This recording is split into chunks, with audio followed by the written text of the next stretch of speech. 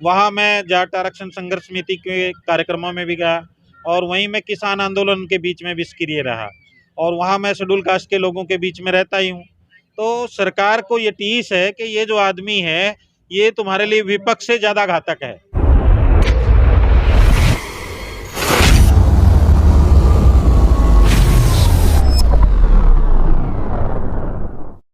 बहुत से स्कूलों को अभी भी मर्ज किया गया है। हाँ, ये अभी जो लड़कियों के स्कूल थे वो मर्ज कर दिए गए।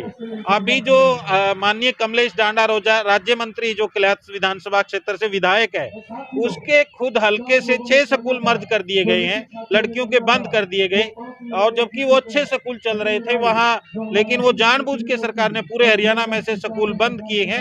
हम उनकी निंदा करते, यही तो हम कह रहे थे कि ये जो स्कूल हैं 4800 जो स्कूल बंद करने जा रही सरकार, काफी स्कूल उसमें बंद किए, हम उन्हीं का विरोध करते कि ये जो कन्याओं के स्कूल हैं, लड़कियों के स्कूल हैं, वो बंद नहीं करने चाहिए क्योंकि अभी भी समाज की ग्रामीण जो परिवेश है उसमें मानसिकता नहीं बदली है। वो जो लड़कियों को अपने ही लड़कियों के स्कूल में पढ़ाना पसंद करते हैं, लेकिन सरकार ने मानसिकता ना बदल करके स्कूलों को बंद करना शुरू कर दिया और इससे आप अंदाजा लगा सकते हैं ये सरकार कितनी समर्पित है बेटी बचाओ बेटी पढ़ाओ के नारे के प्रति। तो ऐसे में पब्लिक रिएक्शन कैसा है? देखिए, कैथल के जो तमाम जो संगठन है, कल यहाँ पर अखिल भारतीय जाट आरक्षण संघर्ष समिति के राष्ट्रीय अध्यक्ष माननीय प्रताप सिंह दहिया जी, जो माननीय यशपाल मलिक के बाद वो अभी राष्ट्रीय अध्यक्ष बने हैं, वो भी अपने साथियों के साथ यहाँ पर धरने पर समर्थन देने आए थे। और भी यहाँ जितने भी कम्युनिस्टों के संगठन हैं या दूसरी जो भी ट्रेड यूनियन है, तो तमाम जो संगठन है, हरियाणा राज्य के अध्यापक, हरियाणा अनुसूचित जाति राज्य के अध्यापक, शारीरिक शिक्षक संघ, हरियाणा विद्यालय अध्यापक संघ, हरियाणा राज्य के अध्यापक संघ 70, कर्मचारी महासंघ, सर्व कर्मचारी संघ, ये तमाम जो और भी रिटायर्ड कर्मचारियों के संगठन हैं और किसान संगठन है जैसे भारतीय किसान यूनियन एकता उग्रावा, भारतीय किसान यूनियन चुडूनी ग्रुप, भारतीय किसान यूनियन टिकैत ग्रुप और अखिल भारतीय किसान सभा, जो तमाम जो संगठन है यहाँ पर मदद कर रहे हैं इस धरने के लिए और सभी टीचर भी यहाँ के, और इस धरने का पूरे भारत में एक संदेश जा रहा है। वैसे 296 दिन से धरना प्रदर्शन लगा चले हुआ आपका, और कल परसों एक आंदोलन भी आपने किया था मेरे ख्याल से, तो सरकार पे क्यों नहीं झूम रही इस वक्त?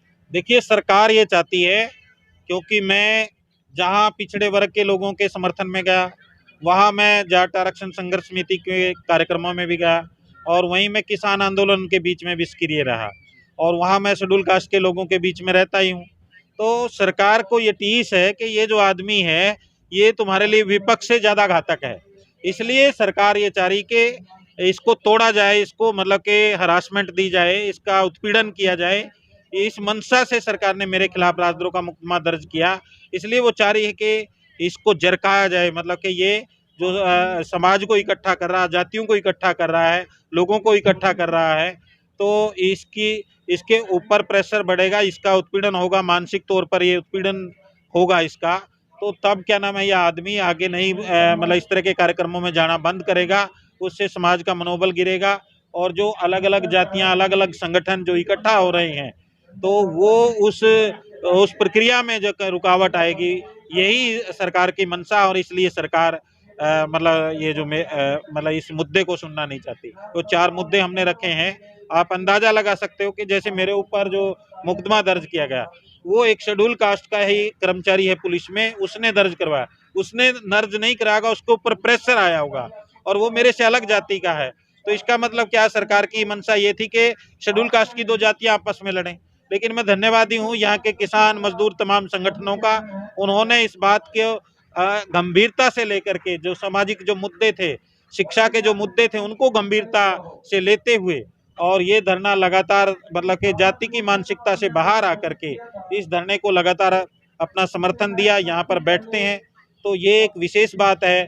मुझे लग रहा है कि ये जो आंदोलन है भारत के इतिहास में एक पहला आंदोलन होगा जो इतना बड़ा लंबा चला और शिक्षा के लिए चला, ये अपने आप में विशेष बात है। और मैं यहाँ के जो लोग हैं उनकी तारीफ भी करना चाहता हूँ, उनका आभारी भी हूँ कि उन्होंने अपने संगठनों की दीवारों को तोड़ करके, अपनी जाति की दीवारों को तोड़ करके, अलग अलग जाति के लोगों ने इस धरने को, इस प्रदर्शन को लगातार समर्थन दिया और यहाँ पर कई कई हजार लोगों के कई बड़े कार्यक्रम, बड़ी रैलियां भी हो चुकी हैं। तो कितना लंबा और संघर्ष चलेगा ये, कब लोगों को समझ में आएगी कि शिक्षा शुरू होगी? देखिए, लंबा के ऊपर तो मैं यहाँ के जो जन शिक्षा अधिकार मंच की जो टीम है वही फैसला लेगी और उसने अभी निर्णय लिया है कि हम इसको 2024 तक चलाएंगे। आगे भी हम इसको चलाएंगे अगर सरकार ने इन मुद्दों पर अपनी गंभीरता नहीं दिखाई और उनको नहीं माना है हमारी जो मांगे हैं। दूसरा, ये तो जन शिक्षा अधिकार मंच की टीम इस पर निर्णय लेगी और इसमें कुछ वकीलों का, जो बड़े वकील हैं, वरिष्ठ वकील, उनका मानना है कि इस तरीके से दूसरी एफआईआर दर्ज नहीं की जा सकती और मूल धारा खत्म करके दूसरी धाराएं नहीं लगाई जा सकती।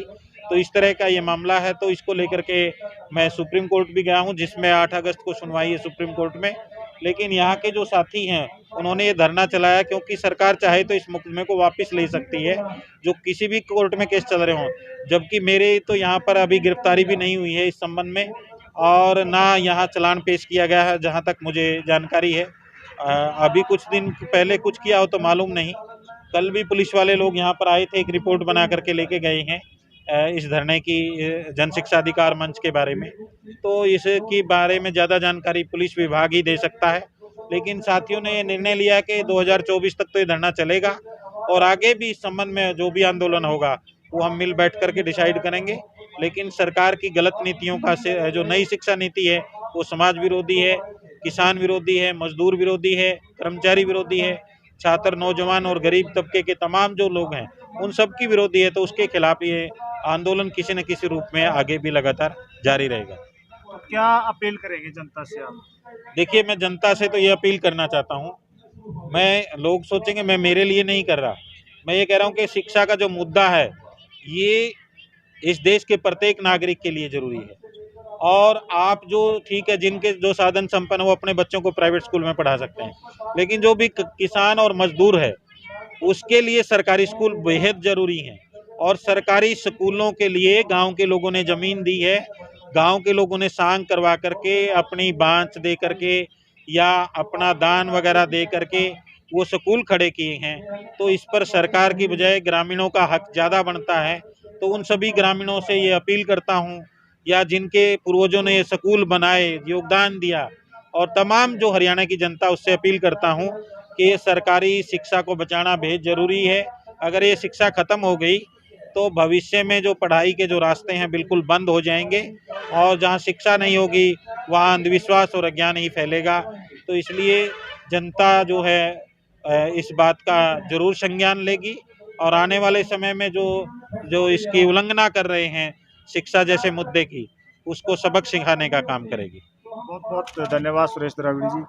तो साथियों, ये थे हमारे सुरेश द्रविड़ जी, जो पिछले 296 दिन से कैथल के अंदर धरने पर बैठे हुए हैं। आपने पता होगा, एक चिराग योजना, एक सरकार एक योजना लेकर आई थी, उसी के खिलाफ ये धरना प्रदर्शन लगभग 1 साल होने को इसको चले हुए हैं। तो इसमें सुरेश द्रविड़ जी पे राजद्रोह का मुकदमा भी दर्ज हुआ है, जिसमें इन्होंने पूरी बातें बताई है, वो आपने अभी सुनी है। तो साथियों, आपकी क्या राय है, कमेंट बॉक्स में जवाब जरूर देना और बताना कि जो चिराग योजना है उसके कितने फायदे हैं, कितने नुकसान है। तो बने रहिए मेरे साथ। अमित राठी। जय भीम, जय भारत।